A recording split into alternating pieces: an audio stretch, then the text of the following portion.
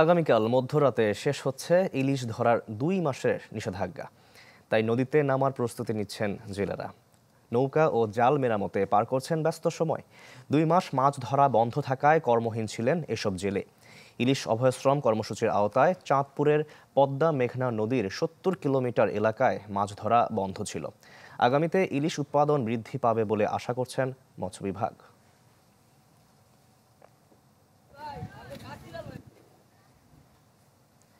দর্শক, এই নিয়ে আরো খবর জানবো। ভোলা থেকে সরাসরি যুক্ত হচ্ছেন আমাদের সহকর্মী আদিল হোসেন তপু।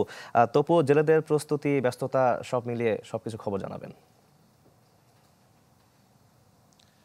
শাকিল, ইলিশের উৎপাদন বৃদ্ধি এবং জাটকা সংরক্ষণ লক্ষ্যে মূলত ১ মার্চ থেকে ৩০ এপ্রিল ২ মাসের নিষেধাজ্ঞা দেওয়া হয়েছিল। সেই নিষেধাজ্ঞায় উঠে যাচ্ছে আগামীকাল মধ্যরাতে এবং শেষ মুহূর্তে জেলেদের প্রস্তুতি চলছে।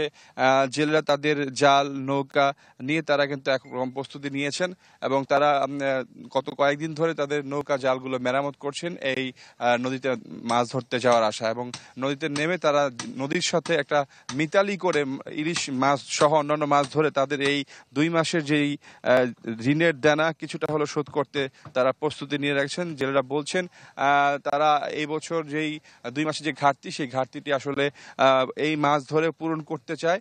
অন্যদিকে এই ২ মাসের জেলেদের জন্য যেই ধরনের আসলে বরাদ্দর কথা ছিল, সেই বরাদ্দ নিয়ে জেলেদের প্রথম থেকেই তারা বিভিন্ন ধরনের মতবিরোধের কথা বলছিলেন যে ২ মাসে যে তাদের জন্য যেই বরাদ্দের চাল সেটি তারা ঠিকমতো পায়নি বলে তারা জানিয়েছেন। তারপরেও তারা আশায় বুক বাঁধছেন মাছ ধরার জন্য এবং ইতিমধ্যে ২ মাসের সরকারের পক্ষ থেকে, মৎস্য বিভাগের পক্ষ থেকে তারা কিন্তু সফলভাবে অভিযান পরিচালনা করেছেন বলে তারা জানিয়েছেন।